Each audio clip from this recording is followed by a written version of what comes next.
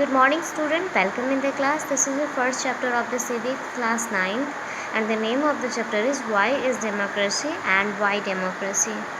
Okay, so let's begin the chapter. So students, your first topic is what is democracy.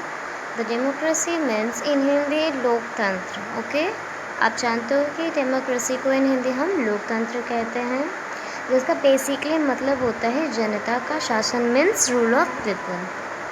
Okay, and in this chapter we will read many stories from the different parts of the world.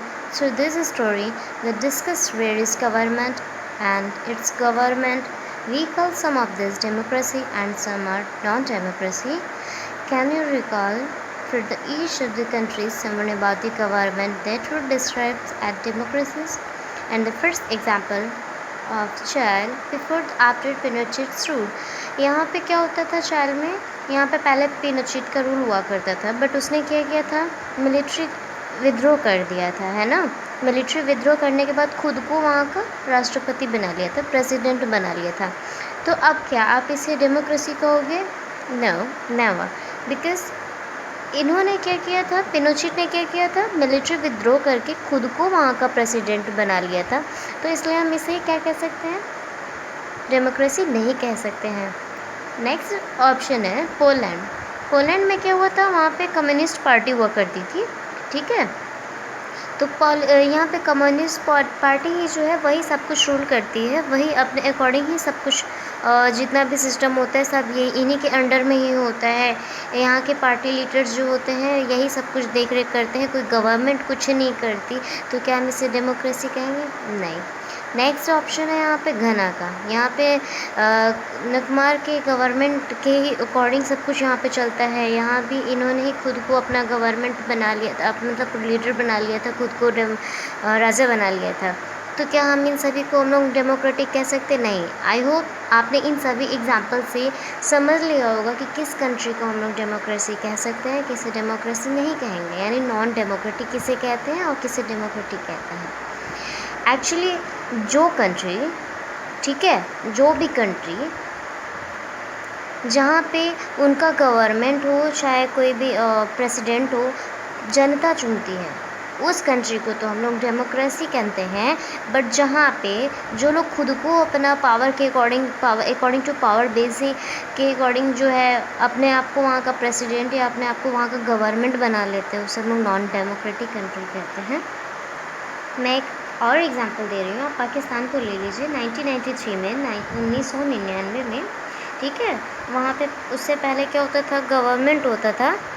और 1999 में क्या हुआ कि वहाँ पे परवेज़ मुशर्रफ जो था उसने वहाँ पे सरकार को ख़त्म करके, ठीक है, वहाँ का राष्ट्रपति बन गया. पूरी तरह से मिलिट्री विद्रोह कर दिया. और इसके बाद यानी कि कुछ सालों बाद यानी 2002 में वहाँ पे एक चुनाव किया. चुनाव नहीं, उसे रेफरेंडम कहते हैं, ठीक है. रेफरेंडम में ये था कि वो 5 साल के लिए वो पूछने लगा मैं यहाँ का रहूँ प्रेसिडेंट या ना रहूँ, इस तरह से.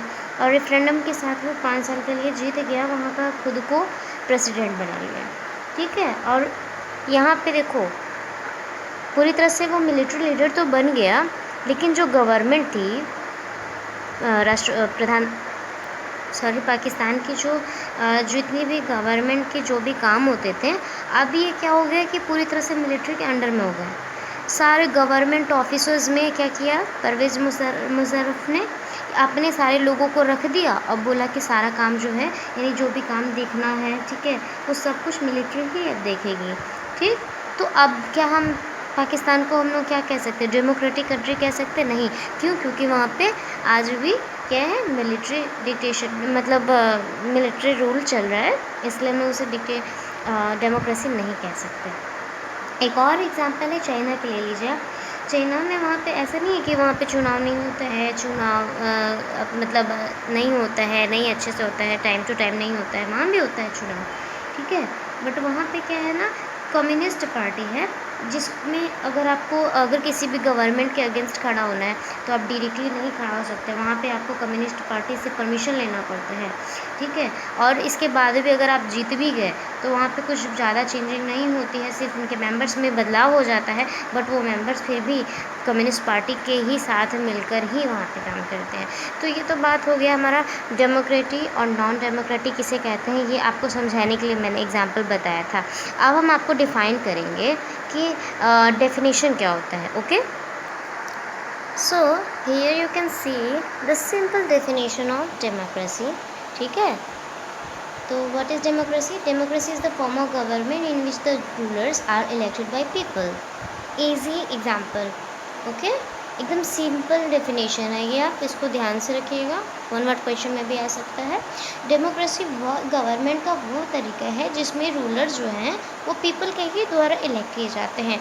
Abraham Lincoln also says that democracy is the rule of people for the people by the people. Okay, मतलब जनता का शासन जनता के द्वारा जनता के ही लिए जो किया जाता है हम उसे, ठीक है, डेमोक्रेसी कहते हैं, यानी लोकतंत्र, जनता का शासन। And our next topic is the feature of democracy, but about which we will discuss in the next video. I hope you enjoyed this video. So let's see you later in the next video. So thank you for watching.